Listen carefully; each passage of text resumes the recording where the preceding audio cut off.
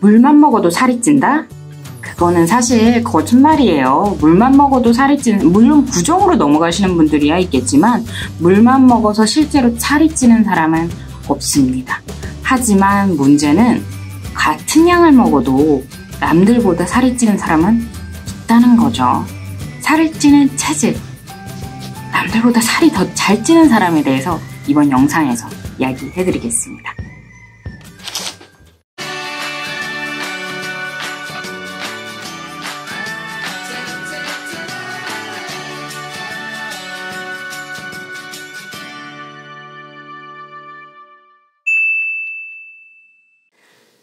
안녕하세요. 다이어트하는 닥터 다다규현입니다. 저는 이번에 영상에서는 조금 일부러 좀 포멀한 차림으로 영상을 찍고 있습니다. 그 이유는 아무래도 이제 비만이니 그것도 고도비만이니 하는 이야기가 그냥 감정적인 이야기로 들릴까봐 조금 더 의학적인 내용임을 논문으로 다양한 논문에서 증명이 된 내용임을 설명을 좀 드리기 위해서인데요. 일단 앞서 말씀드린 것처럼 물만 먹어서 살이 찌는 사람은 솔직히 없습니다. 물이라는 게 칼로리가 없기 때문에 중요한 영양소인 것은 맞지만 칼로리가 없기 때문에 물을 마셔서 체지방이 늘어난다는 거는 정말 유전자를 연구를 해봐야 돼요. 그런 사람들은. 왜냐면은 기하현상을 해결할 수 있는 유전자의 비밀을 몸에 지니고 있을 수 있기 때문에. 하지만 문제는 살이 찌는 체질은 없다? 아니라는 거죠. 살이 찌는 체질이라는 것 자체가 일단 유전적으로 있습니다. 유전적으로 일단 단순한 얘기부터 할게요. 살이 찌는 체질로 원래 태어났을 수도 있지만 살이 찌는 체질로 점점 변해갈 수 있는데 점점 변할 수 있는 가장 쉬운 길이 바로 다이어트입니다. 다이어트를 하고 나서 그래서 요요 현상이 생기는 건 사실 이상한 것이 아니고 자제력이 낮아서라기보다도 내 몸이 원래 체중으로 돌아가기 위해서 최선을 다하기 때문이라고 생각하시면 될 것 같아요. 뒤에 가서 조금 더 자세하게 말씀드리겠지만 조금 금방 영상을 끄실 분들을 위해서 설명을 드리면 일단 다이어트를 했을 때 가장 첫 번째로 문제가 되는 부분이 살이 빠집니다. 살이 빠지는 게 왜 문제가 되냐? 체중이 줄어들면 내가 그만큼 사용하는 에너지도 줄어들게 됩니다. 물론 기초대사량이라는 부분도 있겠지만 동일한 운동을 했을 때 내가 100kg를 짊어지고 운동을 하는 거랑 60kg를 짊어지고 운동을 하는 거랑 당연히 운동 효과가 다르겠죠? 그래서 그냥 기초대사량, 내가 아무것도 하지 않았을 때 소비되는 에너지량과 비교했을 때 그것도 물론 줄어들지만 그거 말고도 내가 일상생활에서 하는 모든 활동들, 제가 이 팔을 드는 것도 가벼운 팔을 드는 것과 무거운 팔을 드는 거랑 다른 무게잖아요. 그것 때문에 일단 첫 번째로 차이가 나게 됩니다. 그리고 그와 함께 저희 몸에서는 신호를 보내기 시작을 해요. 무슨 신호를 보내냐면 원래 내 체중의 그 세트 포인트라고 저희가 얘기하거든요. 기저점이라고 할까요? 그 부분을 맞추기 위해서 최선을 다합니다. 일단 식욕을 늘리고 더 많은 음식을 발견하게 만들고 더 많이 음식을 찾게 만들고 더 운동을 덜하게 에너지를 덜 쓰게 만들고 그와 함께 에너지를 효율적으로 쓰게 만들어요. 그러니까 많이 먹고 운동 덜하게 만들고 그거와 함께 들어오는 에너지를 조차 아껴서 쓰게 만든다는 거죠.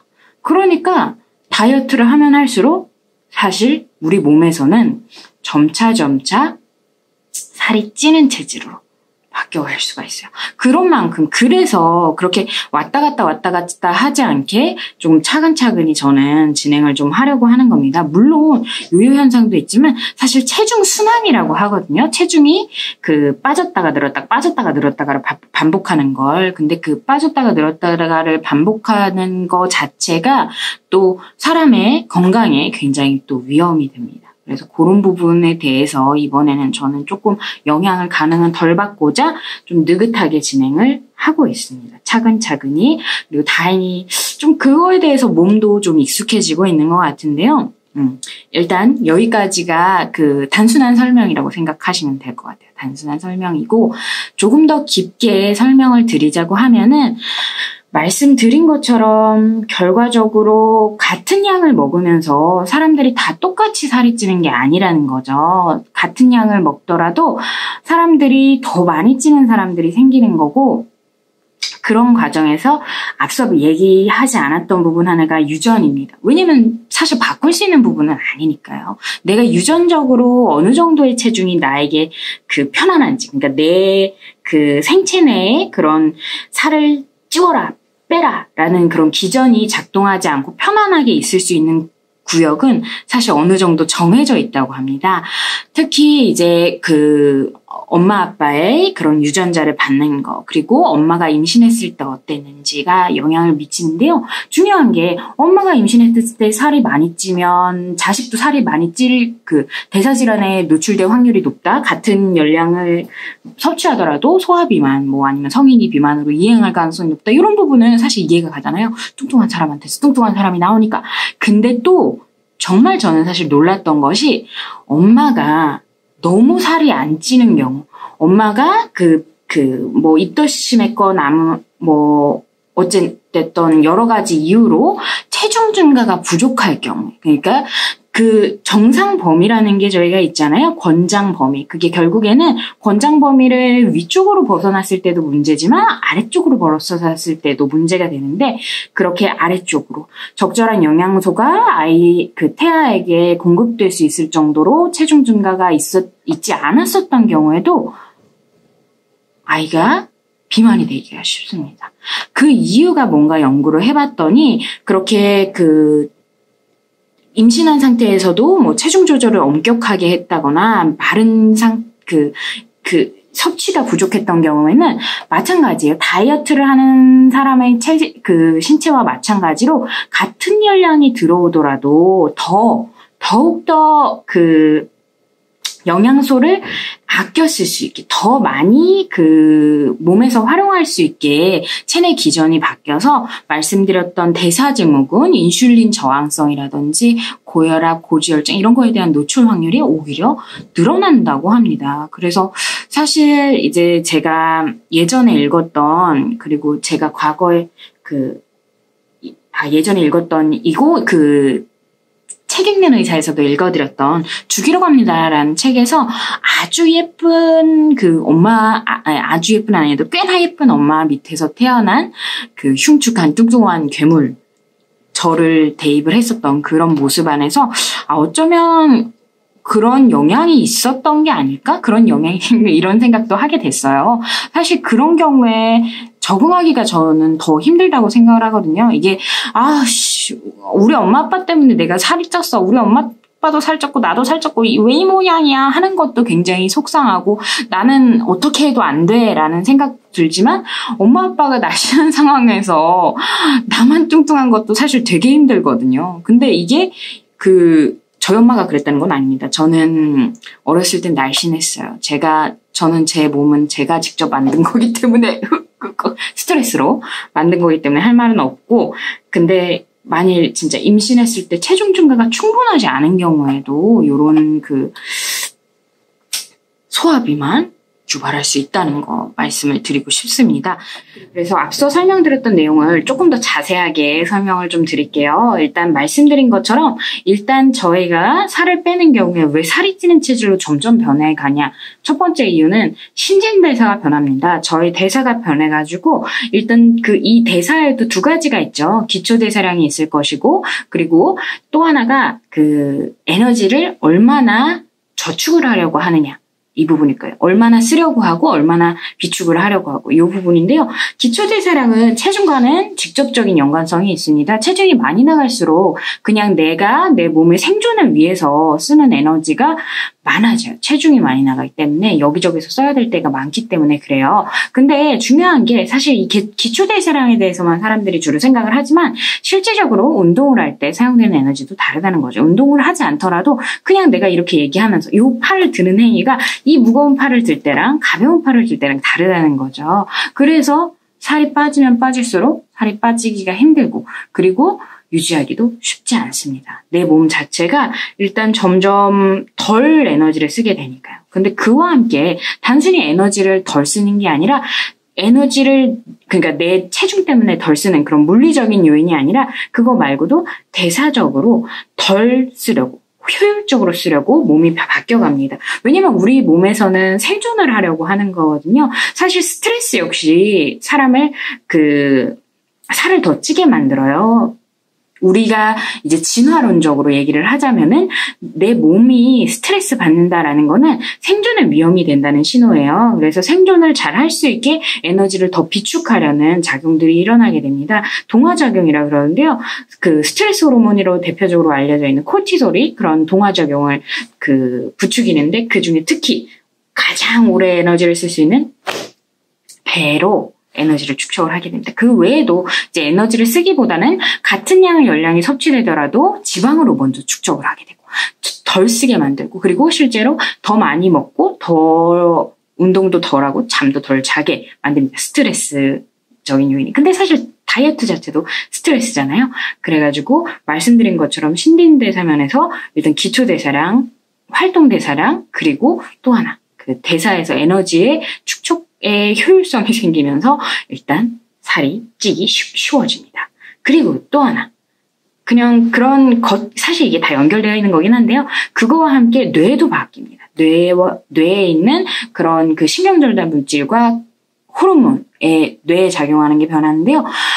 우리 몸에서 이제 식욕을 촉진하는 호르몬, 식욕 포만감을 유발하는 호르몬 이런 게 좀 있습니다. 그런데 그게 결국에는 내 몸에서 지금 건강하지 않다라고 생각을 하는 거예요. 내 몸이 큰일 났다고 생각을 하는 거예요. 내 몸이 체중이 30kg가 넘었던 게, 그러니까 정상 범위에서 30kg가 넘었던 게 25kg가 되면, 20kg가 되면 그때부터 난리가 나는 거예요. 내 몸은 아직 건강 체중이 아니지만 내 몸에 있는 세트 포인트, 원래 정해져 있는 기저점을 벗어났기 때문에 우리 몸에서는 이 사람 큰일 났다. 이제 점점 살이 빠져서 죽을 거다라고 생각을 해서 어떻게든 더 많이 섭취하게 만들려고 합니다. 그래서 대표적으로 사람이 이제 배부르다고 느끼게 만드는 호르몬이 렙틴이고 배가 고프다고 느끼게 되는 호르몬인데 그렐린인데요. 사실 그거 말고도 새로 발견되고 또 연구가 되고 있는 경우는 굉장히 많습니다. 근데 어찌되었든 제일 중요한 거는 그렇게 기아 상태를 경험을 했거나 아니면 체중이 내 세트 포인트 미만으로 떨어지면서 우리 몸에서 그런 살이 쪄야 된다. 이게 내 몸의 주인이 체중이 빠지고 기아 상태에 빠지고 있다라는 걸 느끼게 되는 순간 아까 말씀드렸던 대사적인 것뿐만이 아니라 점점 먹어야 된다라는 거를 신호를 보내기 시작하는 거죠. 뇌에 너 많이 더 먹어야 된다. 음식물을 찾아야 된다. 이런 인풋이 계속 들어오게 됩니다. 더 많이 먹게 하고 더 많이 먹어도 포만감이 느껴지지 않게 하고 배고프다는 걸 더 많이 느끼게 만들고 그런데 이게 결국에는 이런 부분을 다 이겨내야 되는 거예요. 이런 부분을 다 이겨내야 되고 거기다가 하나 더 더해지면은 이제 심리학적으로 이제 연구를 했을 때는 기아 상태, 굶주림을 경험을 했을 때 음식에 대한 집착이 점점 심해집니다. 이것도 진화론적일 수도 있는 거죠. 왜냐면은 기아를 경험을 하고 나서는 그 기아가 내 몸에 이 인간이라는 존재에 대해서 큰 타격을 줄 수 있다라는 거를 깨닫고 나서는 점점 음식에 대해서는 더 많이 섭취를 하려고 하는 거 사실 자연스러운 거잖아요. 여기서 이제 말씀을 드리고 싶은 부분은 포기하자는 게 아닙니다. 포기하자는 게 아니에요. 우리 포기하면 안 되죠. 그거보다는 그래서 빨리 빼는 것보다 유지를 잘할 수 있는 방법에 대해서 고민을 좀 더 해야 되고 사실 빨리 툭툭툭 손 털고 해치울 수 있으면 좋겠지만 그러기에는 우리 몸이 우리의 베이스라인, 기저점, 세트 포인트를 정상이라고 인지를 해버려서 지속적으로 싸워야 돼요. 쉽지 않습니다. 쉽지 않아요. 그래서 조금 하면서 내 몸에서 못 느끼게 착각을 하게 내 몸의 세트 포인트가 새로 설정이 될 수 있게 한번 해보려고 하는 겁니다. 될지는 모르겠지만요. 그래도 계속 노력할 거예요. 또 살이 찐다고 또 노력할 거예요, 저는. 하지만 체중 순환은 건강에 안 좋기 때문에 순환 좀 범위를 낮추고 이렇게 차근차근 해가려고 노력 중입니다. 마지막으로 정리를 해드리겠습니다.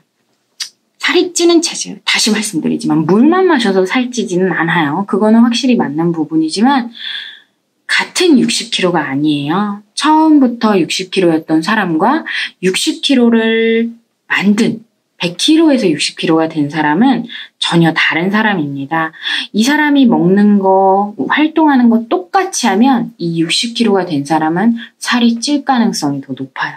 그래서 사실 이거는 사실 다이어트 하시는 분들 아니면은 저의 고도비만, 중증고도비만 동료분들께 말씀드리는 거가 아니라 그런 사람들 주변에 있는 분들께 말씀을 드리고 싶은 것 같아요. 살찌는 체질 같은 거 없다. 덜 먹고 더 운동하면 된다. 하지만 더 운동을 해야 되고 훨씬 덜 먹어야지만 심지어 사실 그 60kg를 계속 유지하려면 60kg를 만들 때까지 했던 운동보다 더 열심히 60kg를 만들 때까지 먹었던 양보다 더 적게 먹어야지만 유지가 돼요. 우리 몸이 지속적으로 살을 찌우게 만들려고 하고 있으니까.